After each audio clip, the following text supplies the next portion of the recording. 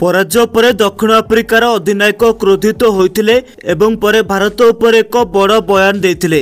हाँ बंधुगण, न्यूजीलैंड द्वितीय सेमिफाइनाल रे दक्षिण आफ्रिका को परास्त कर फाइनाल रे निजर स्थान को निश्चिंत करिछि। ए पराजय पर दक्षिण आफ्रिकार अधिनायक क्रोधित होई टीम इंडिया उपर किछि आश्चर्यजनक बयान देते। हाँ आम आपको संपूर्ण खबर कहबू, तेणु शेष पर्यंत वीडियो को देखंतु एवं जदि आपण मध्य टीम इंडिया जड़े बड़ प्रशंसक तेबे ए वीडियो गोटे लाइक करंतु। बंधुगण, द्वितीय सेमिफाइनाल मैच रे न्यूजीलैंड अधिनायक टॉस जीति प्रथमे बैटिंग करने को निष्पत्ति नेथिले।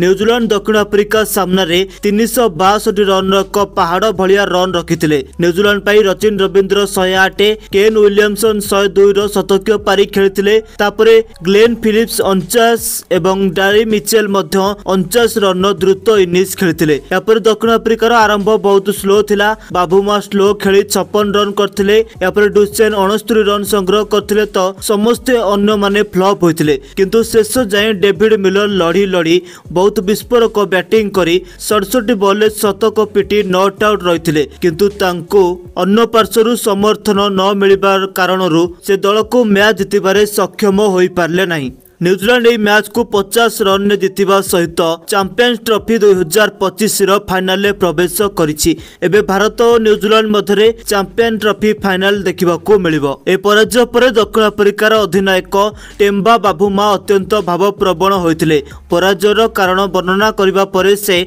भारत ऊपर मध्य किछि बड़ विवृत्ति दैछन्ति। बाबुमा कहिसन्ति, सर्वप्रथमे मो विजय पई न्यूजीलैंड को अभिनंदन जणाउछि। से उज्जवल क्रिकेट खेलिथिले। ए पराजय निश्चिंत भाव आम अत्यंत जंत्रणादायक अटे। पराजयर कारण जिते दूर मु भावुची आमर बैटिंग टिके नर्भस हो गला। मु बहुत धीरे धीरे बैटिंग करथिली। जितिबार आमर समस्त सुजोग थिला, किंतु किछि भूल निष्पत्ति एवं छोट भूल आमको बहुत खर्च कला। बाबुमा आउरी कहिछन जे आमे भारत दल ठारू किछि शिखिबा उचित। जदि आपण देखंती गत किछि वर्ष मध्यरे भारत बड़ टूर्नामेंट रे निजको बहुत शक्तिशाली प्रमाणित करिछि।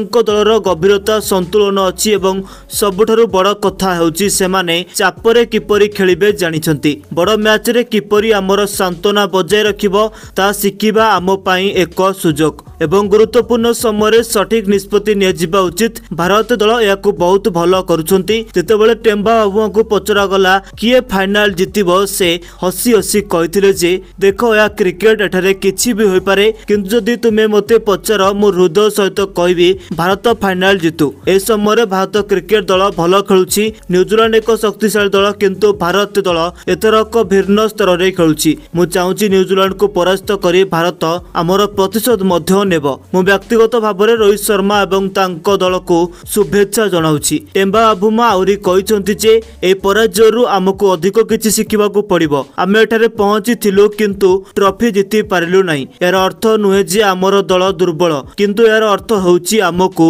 अधिक परिश्रम करबाकू पड़िबो। बंधुगण, दक्षिण आफ्रिकार अधिनायकंक एभली किछि विवृत्ति थिला। तबे आपण या ऊपर कोन कहबाकू चाहंती गोटे कमेंट करी जणांतु। एवं एहिपरि क्रिकेट खबर पाई आमर चैनल क्रिक टाइम ओडिया को सब्सक्राइब करी बेल आइकन को मध्य प्रेस करबाकू भूलंतु नाही।